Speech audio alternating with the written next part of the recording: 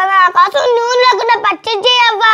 సరే చెర్రి, నూనె లేకుండా పచ్చిమిరపకాయలు పచ్చడి చేసుకుందాం. సరే బాగుంటది. సరే అవ్వా. పచ్చిమిరపకాయ, టమాటా, చింతపండు ఉడకబెట్టుకుందాం.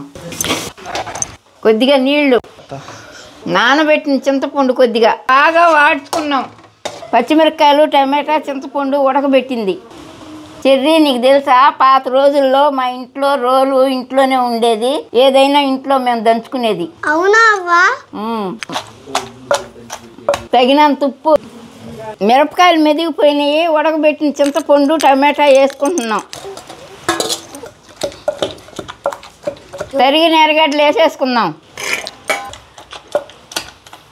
పచ్చడి అయితే రెడీ అయిపోయింది. కొంచెం అన్నం రోట్లో వేసి ఊడ్చి చెర్రీకి పెట్టి చూద్దాం, రుచి ఎలా ఉందో చెప్తాడు.